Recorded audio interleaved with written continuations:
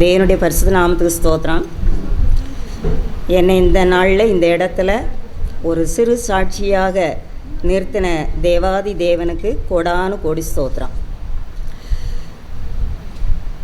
என்னுடைய பேத்தி 15 வயது பிள்ளை 10ஆம் வகுப்பு படிக்கிறா. ஜூன் மாதம் 15ஆம் தேதி நல்ல பள்ளிக்கூடத்துக்கு போயிருந்தா. அதே மாதிரி 16ஆம் தேதியும் காலையில் ஸ்கூலுக்கு போன பிள்ளை சிபிஎஸ்சி ஸ்கூலில் மயக்கமாகி விழுந்திருக்கா. உடனே ஹாஸ்பிட்டலில் சேர்த்துட்டு வீட்டுக்கு தகவல் சொல்லிட்டாங்க. உடனே நானும் என் மகளும் ஹாஸ்பிட்டலில் நாங்கள் வச்சு பார்த்துக்குறோம் அப்படின்னு சொல்லிவிட்டு, அவன் இருக்கிற சங்கரங்கோயில் பக்கம், ஆனால் நாங்கள் திருநெல்வேலியில் நான் இருக்கிறேன், அதனால் திருநெல்வேலியில் நாங்கள் பார்த்துக்குறோம் அப்படின்னு கொண்டு வந்து உலக பிரகாரமாக எத்தனை டாக்டர்கள் பார்க்கணுமோ அத்தனை டாக்டர்ஸையும் நாங்கள் பார்த்தோம். கார்டியாலஜிஸ்ட் வரைக்கும் பார்த்துட்டாங்க. முதலாவது நியூராலஜிஸ்ட் பார்த்தாங்க, அடுத்தது சைக்காட்ரிஸ்ட் பார்த்தாங்க, அடுத்தது கார்டியாலஜிஸ்ட் பார்த்தாங்க. ஏன்னா எல்லா டெஸ்ட்டும் எடுத்தாங்க. இசிஜி, இஇஜி, என்னென்ன ஸ்கேன், எம்ஆர்ஐ ஸ்கேன் எல்லாத்தையும் பார்த்துட்டு நார்மல், அவளுக்கு ஒன்றுமே இல்லை, நல்லா இருக்கா அப்படின்னு சொல்லிட்டாங்க. திடீர்னு வீட்டில் இருந்து ஐ மாஸ்க் வேறு போட்டிருப்பா, வெளியில் போயிடுவா. எனக்கு தெரியாமல் கதவை திறந்துட்டு வெளியில் போயிடுவா. லிஃப்ட்டில் விழுந்து கிடந்திருக்கா. ஒரு நாள் வெளியில் போய் விழுந்துட்டா. எங்கெங்கேயோ பாத்ரூமில் போய் விழுந்துருவா. இப்படியே அவளுக்கு என்ன செய்கிறோங்கிறதே தெரியல. என்னன்னு கேட்டால் அப்படியா அப்படின்னு சொல்லுவாள். அந்த மாதிரி நிலையில் என்னுடைய உடன்பிறவா சகோதரன் ஒருவர் மூலமாக நான் பாஸ்டர் ஐயாவை கேள்விப்பட்டு, அந்த பிரதர் தான் என்னை அங்கே கூட்டிக்கிட்டு வந்தாங்க. நாங்கள் பிள்ளைய ஹாஸ்பிட்டலிருந்து தான் கொண்டு வரோம். டாக்டர்கிட்ட சொல்லிட்டு வரேன், எல்லாமே நார்மல்னு சொல்லிட்டு இருக்காங்க. அப்போ நாம் ப்ரேயரில் நம்ம பார்க்கணும், ஏதோ அலைக்கழிக்கிற ஒரு ஆவி இருக்கலாம் அப்படின்னு நினச்சிட்டு அந்த உடன்பிறவா சகோதரர் தன்னுடைய குடும்பத்தில் உள்ள ஒரு உறுப்பினர் போல் என் பிள்ளைக்காக அவங்க சொன்ன உடனே நாங்கள் இங்கே கூட்டிக்கிட்டு வந்தோம். டாக்டர்கிட்ட சொன்னேன் ப்ரேயருக்கு போயிட்டு வரோம் அப்படின்னு. டிஸ்சார்ஜ் பண்ணலை அவங்க. உடனே இங்கே பிரதர் ஐயாட்ட நாங்கள் ஜோம் பண்ணிட்டு போனோம். அப்போ ஐயா சொன்னாங்க, அலைக்கழிக்கிற ஆவி, தற்கொலையின் ஆவி அப்படிங்கிறத எல்லா விவரத்தையும் சொல்லிட்டாங்க. அதுக்கப்புறமா நாம் இனிமேல் எதுவுமே செய்ய முடியாது, நமக்கு நல்லா தெரியுது. ஐயா முழுமையாக விவரமாக விளக்கி சொன்னாங்க. அப்போ பொருத்தனை பண்ணி அந்த பொருத்தனை ஜெபத்தினால தான் சரியாகுங்கிறதுனால அந்த பொருத்தனையை நான் நாளைக்கு 2 மணிக்குள்ளே நான் நிறைவேற்றிடுறேன். ஏன்னா என் மகாட்ட சொல்லியிருக்காங்க அந்த பொருத்தனையை நாம் செலுத்தணும் அப்படின்னு அவன் முடிவெடுத்துட்டா. ஆனால் இங்கே வந்ததுக்கு பிறகு தான் எனக்கு தெரியும் அவள் பொருத்தனை பண்ணியிருக்காங்கிறது. எனக்கு எதுவுமே தெரியாது.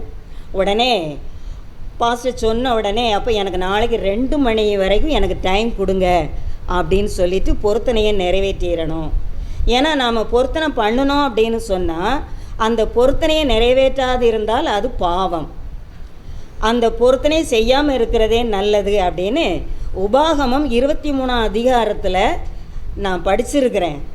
அப்படிங்கிறதுனால இந்த பாவத்தை நாம் செய்திடக்கூடாது அப்படின்னு பாஸ்டர்கிட்ட நான் உறுதிக்கு சொல்லிட்டு போயிட்டோம்.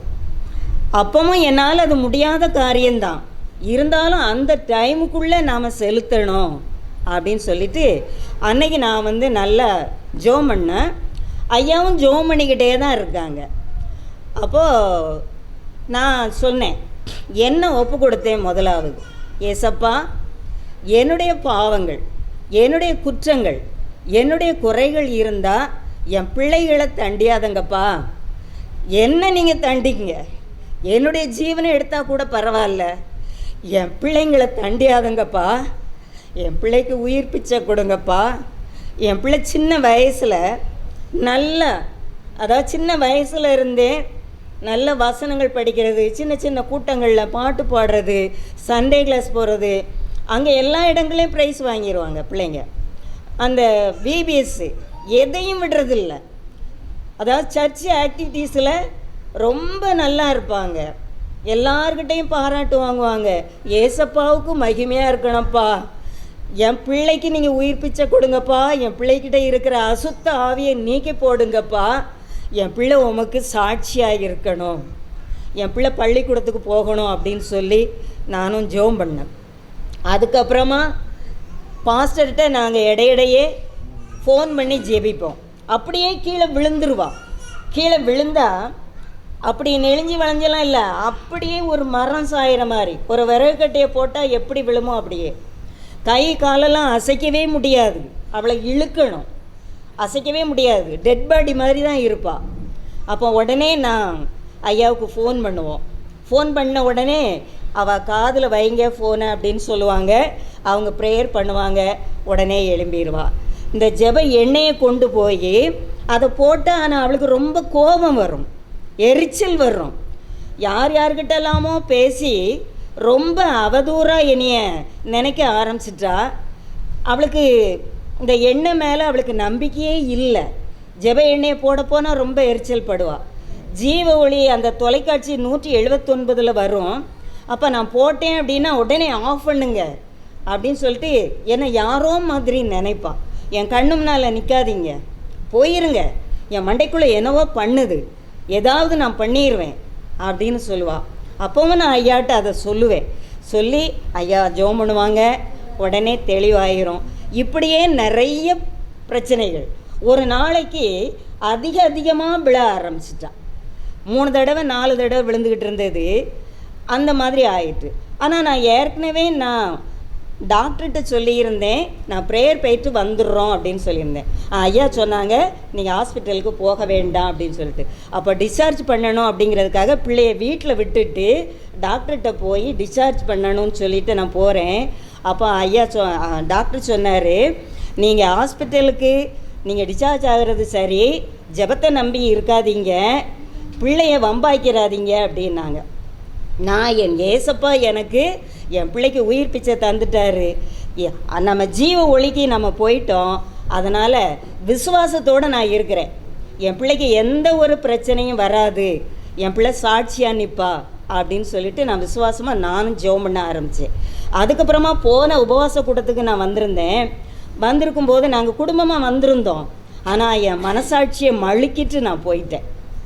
அதுவும் பெரிய பாவம் அப்படின்னு நினச்சேன். ஏன்னா அதுக்கப்புறமா ரொம்ப அடிக்கடி விழுவான்.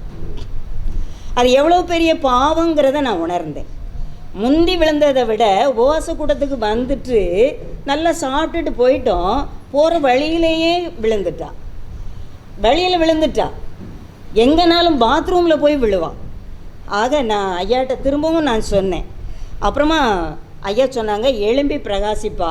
அவளை திரும்ப கூட்டிகிட்டு வந்திருக்கும் போது ஐயா சொன்னாங்க எழும்பி பிரகாசிப்பா அப்படின்னு நல்ல ஒரு இதாக சொல்லி அப்புறம் சொன்னாங்க அவளை ஸ்கூலுக்கு அனுப்பலாம் அப்படின்னு சொன்னாங்க. 2 தடவை நாங்கள் ஸ்கூலுக்கு கூட்டிக்கிட்டு போனோம். பிரின்ஸிபல் பார்த்துட்டு அவள் சரியில்லை, நீங்கள் கூட்டிக்கிட்டு போயிருங்க, அவள் ஹெல்த்தை முதல்ல கவனிங்க, ஹெல்த்தை பார்த்துட்டு அதுக்கப்புறமா பார்த்துக்கலாம் அப்படின்ட்டாங்க. ஏன்னா அவள் போர்டு எக்ஸாம் எழுதணும், டேர்ம் டேஸ் குறையுது. 3 மாதம் பள்ளிக்கூடத்துக்கு போகலை. 10th படிக்கிற பிள்ளை எக்ஸாம் எழுதணும், 3 மாதம் பள்ளிக்கூடத்துக்கு போகலை. ஜூன் 16 போகலை. அப்புறமா மேம் வந்து சொன்னாங்க, ஏம்மா ஹெல்த்தை பாருங்கள், அது டேர்ம் டேஸை நம்ம பார்த்துக்கிடலாம் அப்படின்னு சொல்லி 1 வாரம் அதுக்கப்புறமா ஐயாட்ட வந்து ஜோம் பண்ணிட்டு அவளையும் கூட்டிக்கிட்டு வந்து ஜோம் பண்ணோம். இப்போ எப்படி இருக்க அப்படின்னோடனே நல்லா இருக்கேன் அப்படின்னு சொன்னான். அன்றைக்கி ஐயாட்ட நல்லா பேசினான். நாங்கள் குடும்பமாக வந்து ஐயாட்ட சொல்லிட்டு போனோம். ஏன்னா நான் வந்து ஸ்கூலுக்கு அனுப்பணும் அப்படிங்கிறதுனால ஜோம் பண்ணிட்டு போனோம். அதுக்கப்புறமா அவங்களுக்கு மேம்க்கு வந்து பிரின்ஸிபல் மேம்க்கு கொஞ்சம் நம்பிக்கை இல்லை. 1 வாரம் நீங்கள் கூடவே வாங்க அப்படின்ட்டாங்க. நீங்கள் காரில் வர வேண்டாம், அது செலவு, நீங்கள் ஸ்கூல் பஸ்ஸில் பிள்ளைக்கு கூட வாங்க, சாயங்காலம் வரைக்கும் இருங்க அப்படின்னு சொல்லி 1 வாரம் ஸ்கூல் பஸ்ஸில் பிள்ளைக்கு கூட போவேன். லைப்ரரியில் எனக்கு எல்லா வசதியும் தந்திருந்தாங்க. அதே மாதிரி திரும்ப ஸ்கூல் பஸ்ஸில் வருவேன். அவள் 2nd ஃப்ளோரில் அவளுக்கு கிளாஸு. அவளை தனியாக அனுப்ப மாட்டாங்க, 2 பிள்ளைங்க கூட தான் மேலே அனுப்புவாங்க. அவள் கீழே வரணுன்னாலும் அந்த பிள்ளைங்களோட தான் வரணும். கிளாஸ் மேம், டீச்சர்ஸ் எல்லாருமே அவளுக்கு அவ்வளோ உதவியாக இருந்தாங்க. ஏன்னா என் தேவன் ஏசப்பா அவனுடைய உள்ளத்தில் பேசி என் பிள்ளைக்கு அவ்வளோ வசதிகளை செய்து கொடுத்துருந்தாங்க. ஏன்னா ஐயா சொன்னாங்க 90 நாள் நம்ம ஜெபத்தில் இருக்கோம் அப்படின்னு சொன்னாங்க. எப்போ நம்ம இருந்தாலும் அவங்க ஜெபத்தில் தான் இருக்கிறாங்க. எது ஒன்றுனாலும் உடனே நான் சொல்லிடுறேன். அப்போ ஆஸ்பத்திரியில் இருக்கும்போது சொன்ன மாதிரி வீட்டில் தூக்கத்தில் கூட சில சமயம் என்னை யாரோ கத்தனோடனே என் வயிற்றில் யாரோ மிதிக்கிறாங்க அப்படின்னு சொல்லுவாள். ஆக அதையெல்லாம் சொல்லி சொல்லி ஜெபம் பண்ணி ஏசப்பா என் பிள்ளைக்கு இப்போ பரிபூர்ண விடுதலையை கொடுத்துட்டாங்க. வேறு யாருக்கும் இல்லாத அந்த ஜெபத்தினுடைய வல்லமை, ஐயா கொடுத்த அந்த எண்ணெயினுடைய வல்லமை. எண்ணெயை கையில் கொண்டு போக விட மாட்டா. இப்போ இயேசுவின் ரத்தம் ஜெயம் அப்படின்னு சொல்லியே அந்த எண்ணெயை போடுவோம். நான் சொல்லுவேன், ஏம்மா என் பசிக்கு நான் சாப்பிடுவேன், உன் பசிக்கு நீ சாப்பிடணும். அதனால் நாங்கள்லாம் ஜெபம் பண்ணுறோம், ஐயா ஜெபம் பண்ணுறாங்கன்னு இருக்கக்கூடாது. நீ பைபிள் வாசித்து ஜெபம் பண்ணணும். டெய்லி நீ பைபிள் வாசிக்கணுமா, நீ ஜெபம் பண்ணணும் அப்படின்னு சொல்லி இப்போ கரெக்டாக பைபிள் வாசித்துடுறா, ஜெபம் பண்ணிடுறா.